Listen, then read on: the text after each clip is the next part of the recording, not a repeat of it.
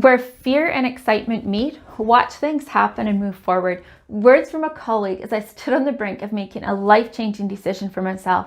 I had always looked at fear as a negative until that day. Fear kept me from pursuing everything, my goals and my dreams, a future. Fear of not good enough, fear of rejection, fear of failure, and fear of just showing up and being seen.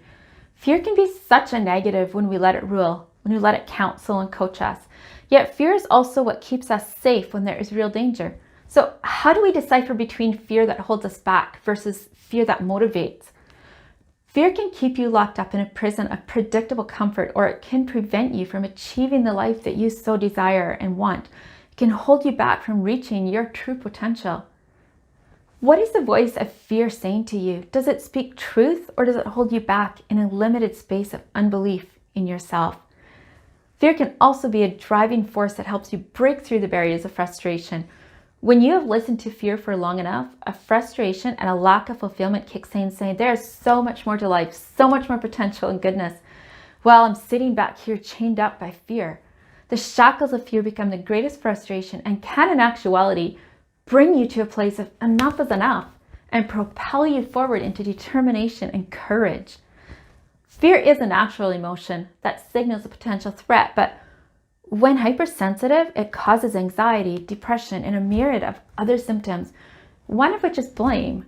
We blame fear, we blame others, we blame ourselves.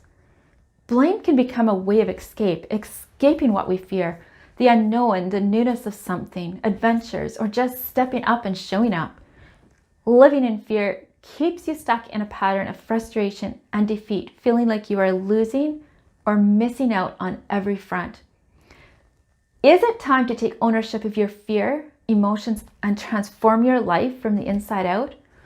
When you face your fears and commit to discovering ways to overcome them, you are starting on a journey to set yourself free. So, what is causing your fear?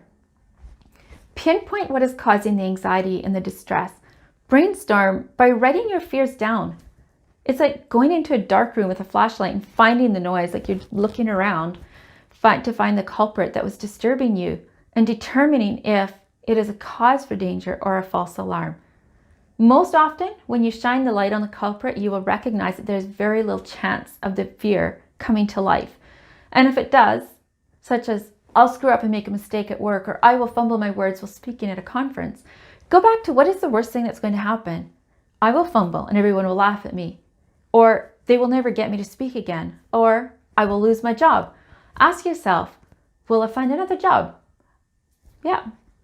It may be difficult, but you're smart and good at what you do, so yes, you will. If I fumble my words and get laughed at, will it be the end of the world?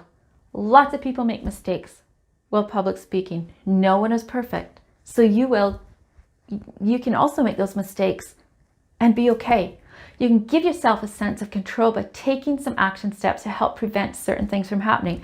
An example of this is I can take public speaking lessons so I become more articulate and confident. There are fears that are real, like a fear of a child being sick or losing someone that you love. Learn to recognize the differences between fears that are valid and fears that hold you back. Let the discomfort of the fear propel you into positive action instead of sitting shackled by fear to a chair of, I don't want to move. When you truly understand and accept fear for what it is, you are beginning the journey to overcoming holdbacks and fears that are governing and ruling your life. You are taking control of the story you're telling yourself, opening yourself up to endless possibilities and the beauty of showing up as who you are at the core of your being. Does it feel like a risk? Absolutely it does. But you are worth moving beyond the limitations of fear and stepping into courage for a future that is inviting you to stop making excuses and show up. Remember that the next time an excuse comes up, are you truly where you want to be in life? What is the risk? Are you risking giving up on your dreams and your goals? Are you falling back on your fear and choosing to be comfortable instead of facing a challenge? Let's look at it this way. Imagine yourself when you're 90 years old. You're nearing the end of your life. You're sitting back in a chair reflecting on your life. Do you have regrets? Are there times that fear kicked in and you listened to fear over challenging it and missing out on opportunities? How has this affected the course of your life? What regrets do you have? What do you wish you had made more time for? What do you wish you had tried? Is there a sadness and a regret? Are you wondering, what if? In this way, you can use fear to propel you toward your ultimate goal. What right now, in this moment, would you like to go after but fear is holding you back? Will there be regret if you don't pursue this? You may say, yes, but last time I stepped out, I did get hurt or I failed. Remember a very important insight.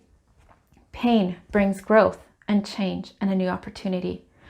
I do not like any of the painful experiences I've had, but I can truly say that for every experience, there was an opportunity to learn and grow, and your greatest strength may be built in that pain-filled moment. Practice being present.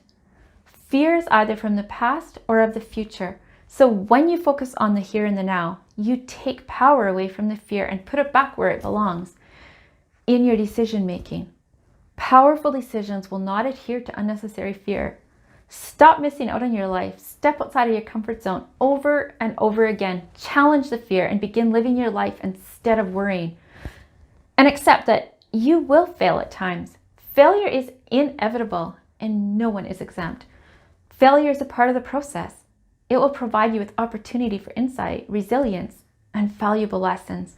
When you decide that your dreams and your future are more important than listening to fear, you will begin to experience an excitement that when mixed with healthy fear, you will overcome. You will channel the fear and begin existing as the absolute most confident, joy-filled, and successful version of yourself. Thank you so much for listening. I would love to hear from you. Say hello in the comments below. If you are new here, introduce yourself. I like to know where you're from. Click on the link to subscribe for more videos like this one. There is a link in the description to sign up for a free training on building your confidence and your self-esteem. Also, there's an opportunity in the description as well below to get on the waitlist for my e-program, Unlock Your Confidence. Again, say hello below. I look forward to connecting with you in the comments. Until next time.